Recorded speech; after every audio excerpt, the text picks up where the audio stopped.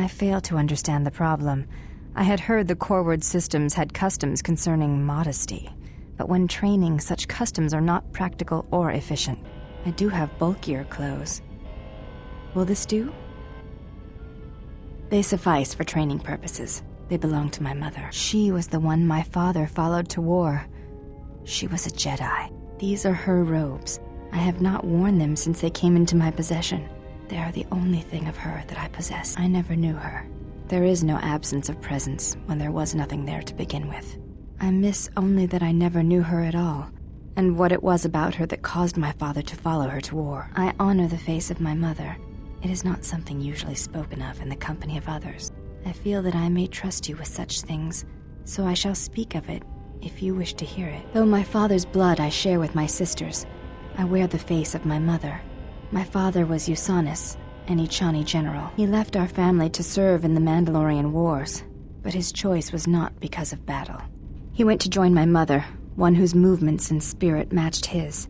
His only desire was that they fight together, side by side, for as long as there were enemies amassed against them. I never saw her face, and she did not return from the final battle of the war. She died in the battle that shattered Malachor V, and her body was never recovered.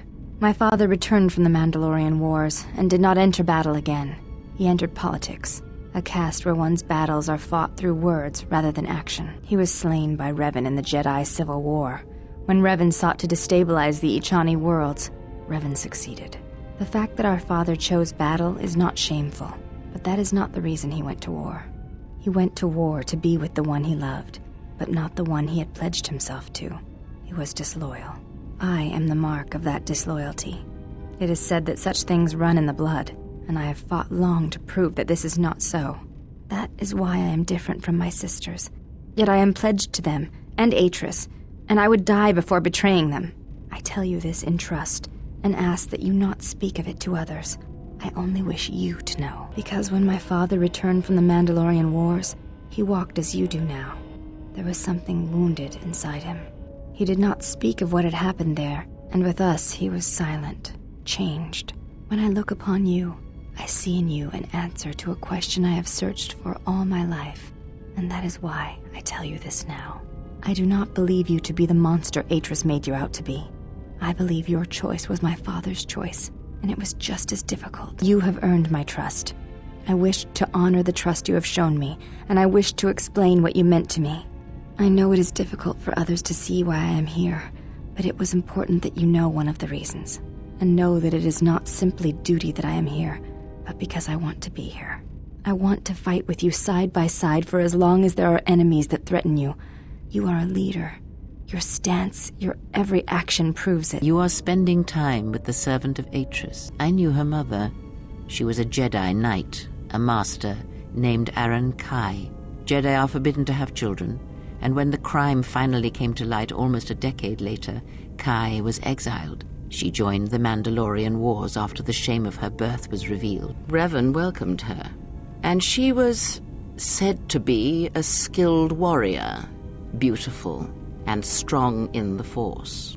The Force flows strongly in the blood of those born from Force sensitives. I doubt that Aaron was any different. If the servant of Atris is of her blood, then the potential lies within her. If you train her, if you teach her the ways of the Jedi, you will be asking her to break her oath to Atris. It would be best not to train her, and let the bloodline die with Telos. You must train yourself first.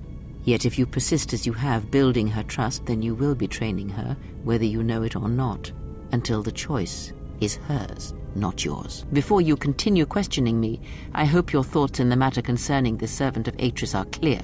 Spend time with her if you must, but recognize where your true loyalties lie, to the galaxy and yourself. Lectures? No, merely an observation. And obviously I was mistaken. Never have you wondered what it would mean in the Ichani rituals if the two of you sparred and fought, and you won, completely and utterly? If perhaps she would give in, surrender herself to you? Few are the thoughts that can hide in the shadows of your mind. Exile. And such passions are not strength, but erosion. Very well. I shall keep such judgments to myself.